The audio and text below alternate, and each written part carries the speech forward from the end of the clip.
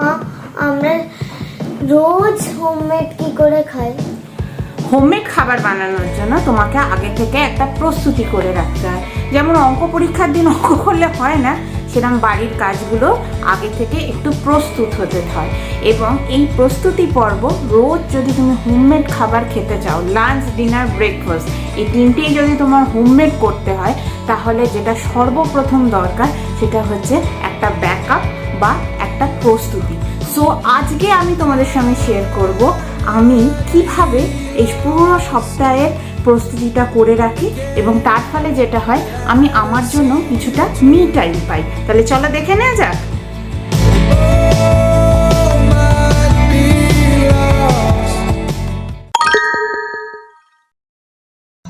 So আমি এখানে share করে নিচ্ছি তোমাদের সঙ্গে হোম কুকড ফুড সারা সপ্তাহে খাওয়ার জন্য কি কি প্রিপারেশনের দরকার। তো আমি যেটা প্রথমেই করি এখানে কিছুটা মটরশুঁটি ছাড়িয়ে রাখি পুরো সপ্তাহের জন্য। প্রায় 1 কেজি মটরশুঁটি আছে, সেটা ছাড়িয়ে রাখি। আর এই কাজে আমাকে সাহায্য করে দিচ্ছে এই ছোট্ট ছোট্ট দুটো হাতও। ও ভালোই বাসে মটরশুঁটি ছাড়াতে। যখন খুব ছোট ছিল আমি ওকে মটরশুঁটি দিয়ে বসিয়ে রাখতাম। She use to love it and দেখাতো, দেখো মা আমি কত মটরশুঁটি ছাড়িয়ে। নেক্সট আমি যেটা করি সেটা হচ্ছে কিছুটা পরিমাণ ছোলা, যেটাকে বেঙ্গল গ্রামস বা আমাদের যে নর্মাল ছোলা, আর কাবুলি চানা দুটো ভিজিয়ে রাখি। কখনো কাবুলি চানার বদলে আমি ইউজ করে রাখি ঘুগনির মটরও। এগুলো আমি লো ফ্লেমে সেদ্ধ করে ডিপ ফ্রিজে রাখি, বিকজ লো ফ্লেমে না করলে তোমার নিউট্রিশন ভ্যালুটা অনেকটা কমে যায়। সেজন্য আমি এটাকে লো ফ্লেমে করি। আর নেক্সট হচ্ছে এই যে জলটা ভিজিয়ে রাখার, ওভারনাইট যে ছোলাটাকে ভিজিয়ে রেখেছিলাম, ওই জলটা কি করবে, ওটা তোমার প্ল্যান্টে দিয়ে দেবে। যারা আমার মতো না, যাদের বাড়িতে গাছ আছে বা গাছ ভালোবাসো, এই জলটা is extremely good for the plant. তারপরে এইটুক সব অন্য টুকটাক কাজ করতে করতে দেখবে এটা সেদ্ধও হয়ে গেছে। It will not take much time. সেদ্ধ হয়ে গেছে আর এটা ঠান্ডা হওয়ার পরে তুমি ডিপ ফ্রিজারে ফ্রিজ করে রাখো। অনেক সময় হয় উঠতে ইচ্ছা করে না বা সে হয়তো রান্না করতে ইচ্ছা করছে না, দ্যাট ডে এটা ভীষণ তোমার কাজে লাগবে, করে দেখো। Prep number 3 is most boring, yet you have to do it because তুমি যখন ডালে ফোড়ন দেবে বা কিছু করবে তখন এই রসুন ছাড়াতে গিয়ে দেখবে অর্ধেক সময় তেল খুব গরম হয়ে যায়।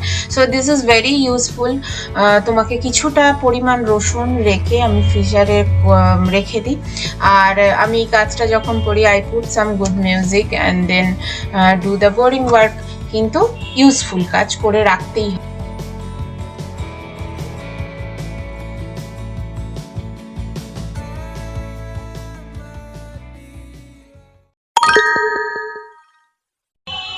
আমার ফ্রিজে সবসময় কিছুটা সেদ্ধ করা আলু আর রাঙালু থাকে।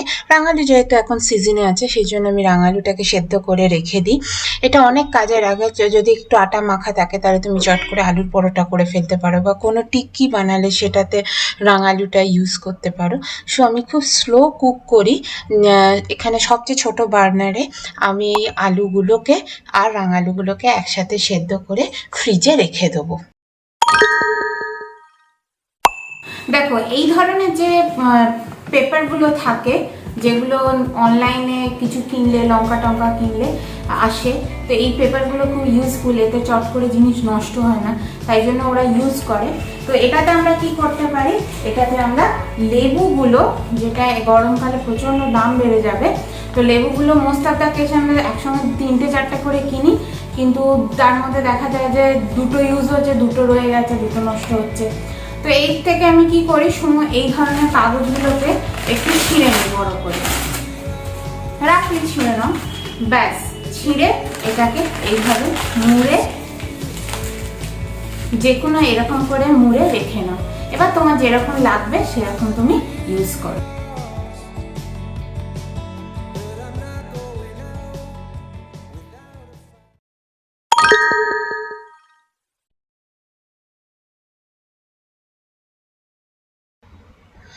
সো এখন প্রেপ নাম্বার 6 এর দিকে এগোবো। সেটা হচ্ছে যে কোনো গ্রেভি আইটেম বানানোর জন্য আমাদের যেটা দরকার সেটা হচ্ছে পেঁয়াজ, আদা, রসুন, এই সমস্ত কিছু দরকার। তো আমি যেটা করি, যে পাত্রে আমি ওই আলু আর মিষ্টি আলুগুলোকে স্টিম করেছিলাম, ঠিক সেম স্টিমার একটু ধুয়ে নিয়ে ইউজ করে নেবো। তাতে কি হবে যে একটাই পাত্রে অনেকগুলো কাজ হয়ে যাচ্ছে, কিছুটা সময়ও সেভ হয়ে যাচ্ছে। আর এই সেদ্ধ পেঁয়াজগুলো, পেঁয়াজে যে কোনো গ্রেভি আইটেমই ইউজ করলে ভীষণই ভালো খেতে হয়, গ্রেভি আইটেমটা ঠিক হয়। তো আমি প্রথমে এগুলোকে একটু স্টিম করে নেব। আর যেহেতু আমি এক হাতে ট্রাইপডটা ধরে এটা শ্যুট করছি, আমি একটু কাঁপছে ভিডিওটা। এনিওয়েজ, তো স্টিম করে নেব। স্টিম করে নিয়ে ওটা ঠান্ডা করে জাস্ট ব্লেন্ড করে নেব, এবং ব্লেন্ড করে একটি কাঁচের বয়ামে রাখবো, সো দ্যাট অনেক দিন ভালো হয়, ভালো থাকে। আর আমি আরেকটা জিনিস করি, সেটা হচ্ছে প্রথমে ডিপ ফ্রিজারে দিয়ে একদম ফ্রিজ করে বরফ করে নিই, তারপর নর্মাল ফ্রিজে রাখি।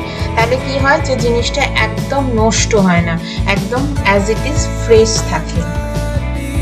আর যেহেতু একসাথে কিছুটা পেঁয়াজ কাট করেছি, বেশ ভালো পরিমাণে পেঁয়াজের খোসা পেয়েছি, সেগুলো আমি একটা জলের মধ্যে ভিজিয়ে ওভারনাইট বা একটা পুরো দিন আমি ওটাকে রেখে দেবো। পরের দিন সেটাকে গাছের সার হিসাবে ইউজ করব। Very useful for kitchen gardening or any normal gardening.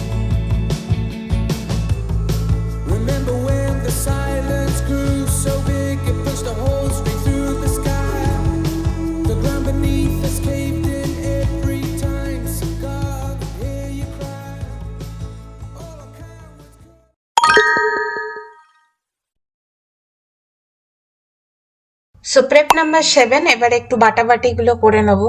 এখানে আমি আদা, জিরে আর ধনে এগুলোকে বেটে রেখেছি, তাহলে আমাকে বাইরের শুকনো মশলা ইউজ করার দরকার হয় না। প্রথমে এটা বেটে নেবো, আগে এটা বাটবো, তারপরে আমি এখানে আদা রসুন সারিয়ে রেখেছি সেটা বাটবো। তাহলে কি হয়, আমার একটাই মিক্সার জার ইউজ হয়, অনেক কিছু বাটাবাটি হয়ে যায়।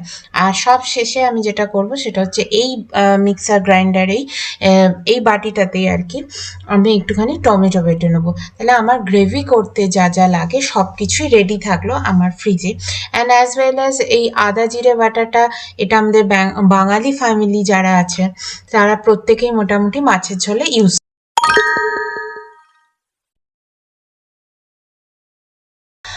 প্রেপ নাম্বার 8, আমি একটাই মিক্সার গ্রাইন্ডার ইউজ করেছি, একটাই বাটিতে একের পর এক বেটে নিচ্ছি, তাহলে আমার সময়টা অনেকটা সেভ হয়।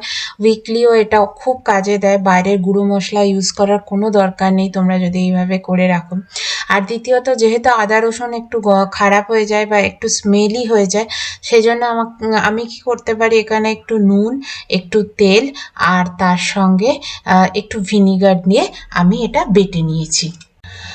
আর এই কাজগুলো দেখতে যতটা টায়ারিং মনে হচ্ছে, অ্যাকচুয়ালি তা নয়, একের পর এক হয়েই যায় ঠিক মতন। আর এগুলো ফ্রিজে থাকলে কি হয়, তুমি নিজের জন্য অনেকটা সময় বের করতে পারবে। আমাদেরও তো নিজস্ব কিছু না কিছু ইন্টারেস্ট থাকে, কিছু হবিস থাকে, গান শুনতে পারো, অনেক কিছু করতে ভালো লাগে, কিন্তু রান্নাঘর এত মেসড আপ হয়ে যায় যে জীবনটাও তার সঙ্গে মেসড আপ হয়ে যায়। সেই কারণে এইগুলো যদি সপ্তাহে একদিন করে একটু টাইম দাও, so rest of the week তোমার অনেক ভালো যাবে।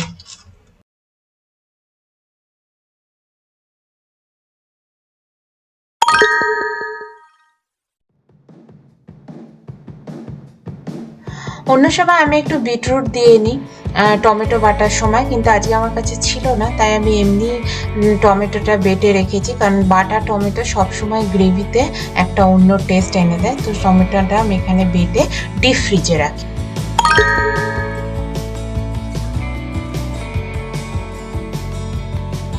আমার লাস্ট প্রিপারেশন, দ্যাট ইজ সবজিগুলোকে একটুখানি চপ করে রাখবো। আমার কাছে যা যা সবজি ফ্রিজে ছিল, গাজর, টমেটো, স্প্রিং অনিয়ন, ক্যাপসিকাম, অর্ধেকটা পড়েছিল ক্যাপসিকামটা, সেটা আমি একটুখানি নিয়ে নিচ্ছি। ব্যাস, এবার এইরকম একটা ফুড প্রসেসরে ফাইনলি চপ করে রেখে দেবো, তারপর সেটাকে জল ঝরিয়ে এবার ফ্রিজে তোলার পালা।